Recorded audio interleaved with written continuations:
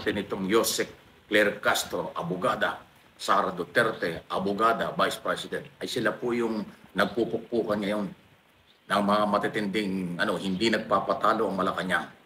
By the authority of the President, boses ng Pangulo, boses ng Executive Department, ang ginagawa ni Claire Castro. Kahit anong sabihin ni Sara Duterte, bukong-buko kay Castro. Kahit anong sabihin, at ipinapaliwanag ni Castro ang lahat ng detalye, lumalabas na kulang sa impormasyon, kulang sa research, kulang sa bagong balita si Sara Duterte. Malayo-malayo. Tapos pag nagpe-press conference, kunwari matalino, ang tawag doon, humihinga ng malalim pagka hindi niya maintindihan yung tanong at saka issue. Kasi hindi siya updated. Dinadaan lang sa drama. Ay sablay naman. Okay? So, ayun po. Kaya nga sabi ni Castro, ay walang alam. Mahirap ang walang alam. Sabi naman ni Sara, bobo daw ang administrasyon. Hindi kasama siya ron kasi siya ay Vice President. Pero sabi ng Malacanang, paano magiging bobo ang administrasyon? Ginagawa ang lahat. Naaayon sa batas ang ginagawa. Lahat ng mga nagkakasala sa batas, kinakasuhan, walang tukhang. Rule of law ang pinapairal, pinapaganda ang ekonomiya, pinapaganda ang security, pinapaganda ang relasyon, foreign policy. Ay kay Sara, ano ba yung kanyang foreign policy? Wala. Napupunta lang siya sa abroad para mag-rally. Pero wala siyang meeting sa mga counterpart, wala siyang meeting sa mga business community, wala rin siyang meeting sa mga gobyerno kanyang pinupuntahan. Puro rally lang. At sinisira lang ang gobyerno. Binabanatan ng Marcos administration. Yan naman talaga ang nakikita natin. Hindi maikakaila.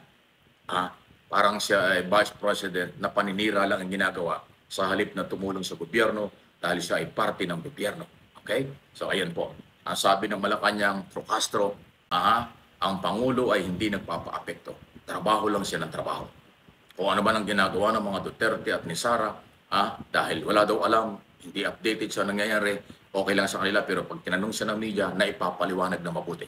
Hindi po umaatras, hindi bibigay ang Malacanang pagdating sa palitan ng impormasyon, balita at katotohanan through Yosek Castro ng Presidential Communication Office. Okay? Yan po ang nangyayari.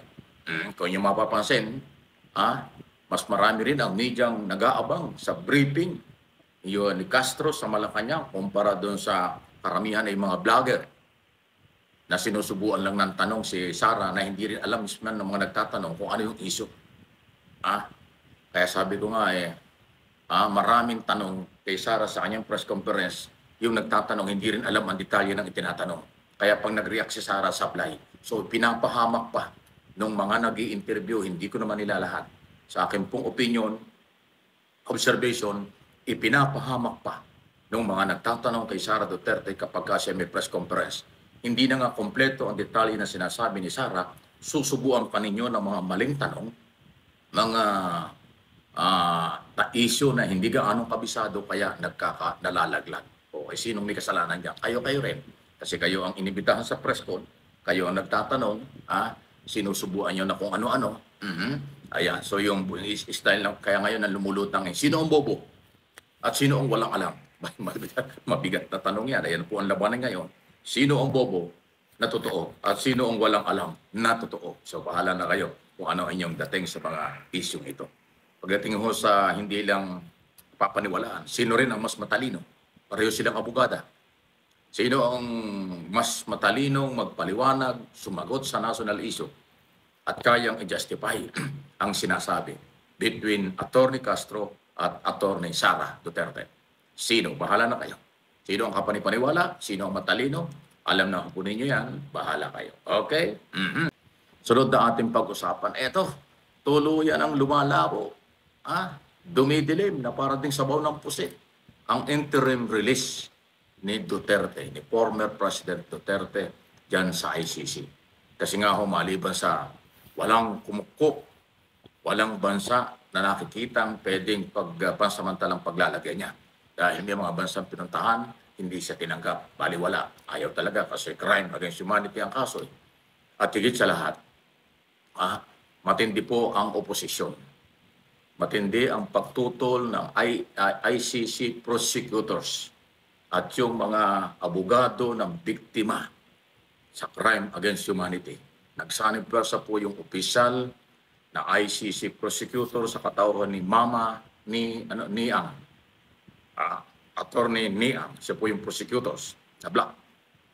At yung abogado ng mga complainant ng mga Pilipino sa pwersa sa kanilang pagtutol doon sa interim release na request ni Duterte through lawyer, Attorney Nicolas Hoffman. Okay? Kaya malabo kasi yung mga argumento ay malabo na sinasabing biktima ng kidnapping, political harassment, ay malabo pong katwiran yun. Hindi ko mamalaman itong abogado ni Duterte na bakit siguro nag-a-advise sa kanya, politiko at abogadong Pilipino. Kaya ang hugot ganon. Eh tapos na yung harassment na sinasabi niyo. Illegal arrest, kidnapping, harassment, tapos na yun. Hindi na ko pinapansin ng ICC yun. Pinapansin ng ICC, may reklamo laban sa kanya, may complainant laban sa kanya, malakas yung pwersa ng complainant, kaya didinggin ang kaso. So kaya nga, ang argumento ng prosecutors, hindi ka panipaniwala na pagkatiwalaan si Duterte sa interim release dahil siya po ay hindi kumikilala sa ICC. Binastos at minora ang ICC.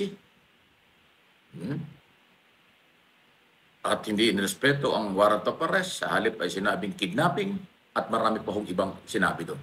Mapanganib daw ang pamilyang Duterte kapag pinalabas. Maingay at matindi ang pagbatikos ng mga Duterte supporters sa ICC. Yung mga rally doon sa Dahig, hindi pala nakatulong yun, nakasama pa. Nakasama pa dahil sinasabi doon sa argumento ng ICC prosecutors, yung mga paggugulo, pagrarally, sa kung saan lugar man ang grupo ng mga taga-suporta ay indikasyon na manggugulo lang at baka hindi na magpakita sa trial pag inilabas si Duterte. Ang dami po ng argumentong napakatitindi. At ang pinagbasihan ay yung galaw, statement, before, na mahuli, after mahuli, at sa ngayon. At yung mga pag-iingay ng mga Duterte supporters lalo pang nagpasama. Dahil yun ay ginamit na argumento na hindi dapat palayain si Duterte dahil may supporters na mapanganib at walang respeto sa rule of law at higit sa lahat sa International Criminal Court. Naloko na. Yan po ang matibay na argumento, kaya malabo. At yung nga paglalagyan, wala pa rin. Hindi naman pwedeng iuwi ng Pilipinas dahil hindi na tayo member. Hindi na makasalanan natin. Kung bakit hindi tayo member, si Digong Duterte ang nag-withdraw sa ICC noong 2019. 2 years after mag-file ng mga kaso, Senator Llanes at iba pa, ng kaso dahil nga sa biktima ng tukhang. Akala ni Duterte, hindi pinigilan ang kanyang mga abogado, advisor ng mga panahon yun, pabigla-bigla, akala niya pag siya nag-withdraw, ay safe siya. Kaya siya nag-withdraw para hindi siya maimbestigahan ng ICC. Nakakamali. Nung mag-withdraw, inimbestigahan, ngayon walang proteksyon ang gobyerno kasi wala na tayong authority dyan. Ayun ang mga sinasariwa lang natin ang mga nakaraan. At yan po ang nangyayari. Kaya walang sisihan. Kung naintindihan nyo ang paliwanag, kung bukas ang inyong kaisipan, ang sisihin nyo mga sarili nyo. Dahil masyado nyong binastos ang ICC. Wala kayong respeto sa ICC. Ay ngayon ay under control ka ng ICC, kaya kahit kayo magmakaawa, negative ang dating. Kasi hindi po mabubura ang panlalait, pananakot, at pambabastos ng inyong kampo sa ICC. Yan ang malaking problema. Kaya malabo yung interim release na yan.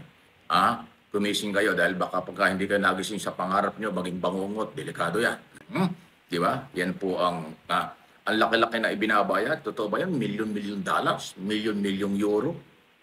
Pero wala pong naipapanalong kaso. Lahat ng mga motion at petisyon ng kampo ng mga abogado ni Duterte, alat. Itong dalawang petisyong ito ang natitira. Una, yung issue ng jurisdiction, isa pa yun. Kino-question mo na walang jurisdiction, walang authority ang ICC, tapos ngayon nag-request ka ng interim release. Diba?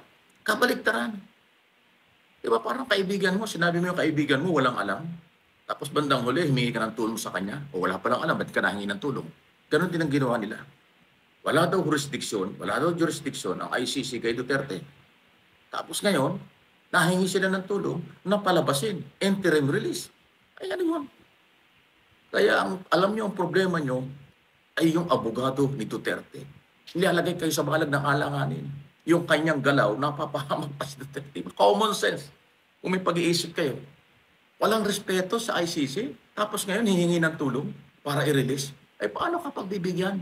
Matapos yung bastusin, laitin, huwag kino-question ang kanilang jurisdiction o ang kanilang authority. Tapos ngayon hihingi ka ng tulong. Malabo.